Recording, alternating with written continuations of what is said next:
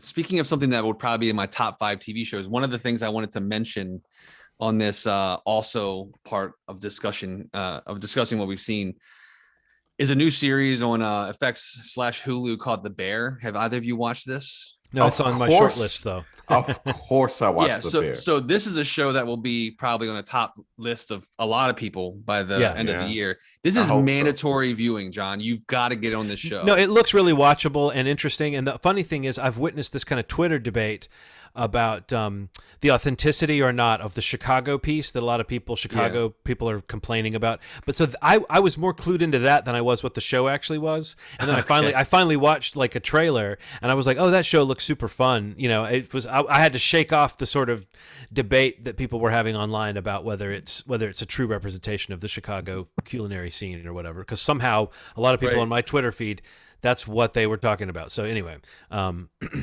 I got to check it out. But it looks really fun. And what's that guy's name? That actor? It's great. It's Jeremy Allen White. Most people would know him from like Lip on Shameless, but he was also in that movie The Rental that we talked about on the podcast quite a bit. Yes, which I really loved, honestly. But yeah, dude, honestly, like I knew nothing about this show. It popped up on the feed and I was like, oh, I like that. I really like him as an actor. He's one of those guys that like everything I see him in, I like him the most usually in terms of the performances. And when I watched the trailer, you know, even Moss-Bachrach also came up in the trailer, and that's a face you'll know once you see him.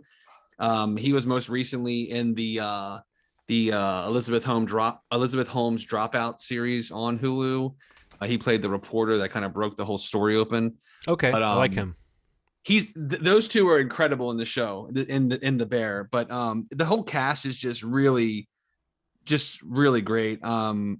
And yeah, it's interesting to hear about that Twitter debate. I had to look into that because like I feel like I love what I love most about the show is really kind of like that lived in family feel that it really kind of, the idea of the show is that this character Carm, who's played by Jeremy Allen White, comes back to Chicago to take over this restaurant that his brother left to him. His brother has died, and it's really just about him kind of getting in with the cast of characters that, you know, work at the restaurant.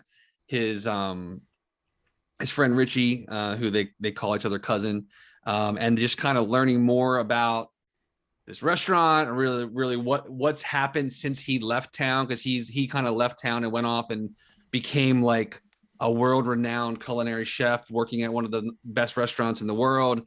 And he's kind of now come back and working at this beef shop, you know, on Orleans Street. It's based off of a place in Chicago. I think it was actually even shot there. But just incredible show. Like it's only 8 episodes, 20-30 minutes an episode. I guess 30 minutes an episode. But just outstanding cast. And, you know, it's not a spoiler, but I'm going to just say real quick, John Barenthal pops up in this show, and he's one of my MVPs of everything. Yeah. And, you know, the moments that he has in this show are some of my favorite moments I've seen, I think, in the show all year. But yeah, I don't know. He's not in it a lot, but just like his presence is felt for sure.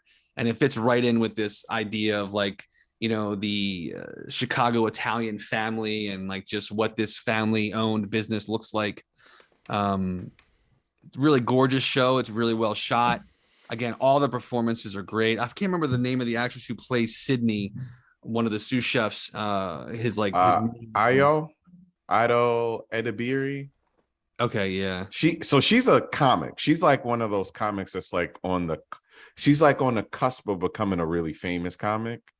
Yeah, I recognize her voice from Big Mouth, right? Big Mouth, yeah, exactly. Yep, Big Mouth. Yeah, and she was also in Dickinson. She's like one of those people that's kind of on the cusp of being up there with like, you know, all the famous comics that are kind of on the cusp of shaking shit up. Like she's there. She's like right there. She's one of those people that like started doing comedy and can do an hour of stand-up. That kind of level of she's incredible. She's incredible. So, you know, there's a standout moment that really tells me like how things are kind of evolving in terms of the way Black women are being portrayed on TV. there's a scene where she's really upset with the guy that's managing the store, played by what's the guy's name again? Jeremy. Lip. Lip. Jeremy. I'm gonna Allen call White. him Lip. Jeremy Allen White. Yeah. So she kind of pulls him Just up and is like, look, I feel like you're not giving me any agency in this space. And she explains to him in a real way that didn't feel like preachy or what kids call like Twitter woke or whatever, how he made her feel. A scene that I never would have seen before, like 2-3 years ago. And it's done in such a cool fucking way. It's like everybody kind of maintains their ego while still explaining how he made her feel. And it's just, it made me kind of teary-eyed because like I don't see things like that. You don't see white dudes making space for other people, and you don't see Black women having the agency to explain themselves. And a guy kind of being like, I fucked up. I wasn't good in this situation. I could have been better. It fucked me up, man. It like really made me feel crazy because like it's crazy to think that our kids are going to be able to see more stuff that has like balance to it.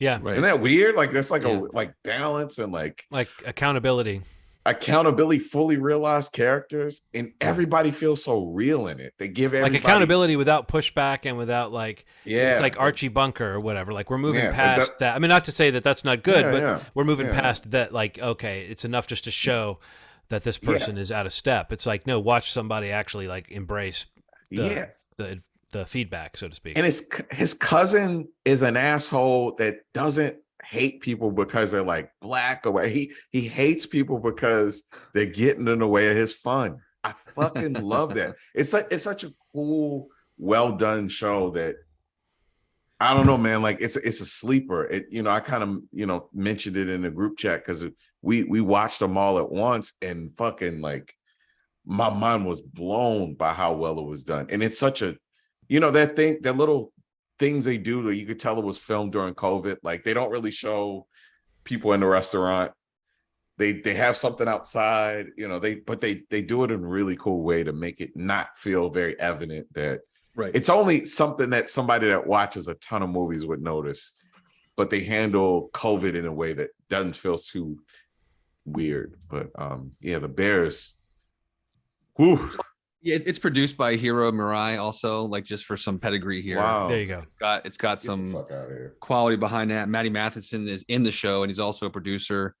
But just in terms of the food world, his presence there is fun. He plays hearing the Hiro Murai's part of it just makes me think that it must be a good looking show because it's gorgeous. It really is. It's great. It's really but yeah, it's like a dramedy. It's more of a drama, but it is very funny. Like specifically the interactions between Carm and Richie and really with anybody, because Richie's kind of like a standout character. What'd you just realize, Ronald? Okay, so there's something that I meant to talk to you guys about. There's I think I might have talked to you about this, but so there's a shot in the movie that's like one continuous shot. That I would say is incredible. Like when shit starts to hit the fan, it's like one continuous shot. So to counter that, I have to think that Hiro took some of that from a movie called Boiling Point that came out last year. It is a one-shot restaurant movie that is fucking I saw that fucking masterpiece. That's with what's that guy's name? The gangster guy. Yeah, the gangster guy. The gangster guy. That guy. Yep. Do yourself a favor and watch Boiling Point, man. It's like one day in a restaurant. Steven something. Stephen Graham. Graham. Right. Yeah. So I couldn't help but think that this scene was kind of borrowed the format of Boiling Point, which was the entire movie done in one take. So, if you like The Bear, if you really enjoy that, you're like, I want to see something else, that has a restaurant dramedy sort of thing. Was Stephen Graham the guy who played Al Capone on Boardwalk Empire? Okay, I love him. So yeah, he's so good, and it's a little different, man. He's a little different in this than he's very subtle. Like he doesn't get too He gets angry, but he doesn't get like Al Capone angry in it. He doesn't murder people. He doesn't murder. He doesn't murder anybody, or at least not on purpose. But yeah, the Bear is so good. Check out Boiling Point as well.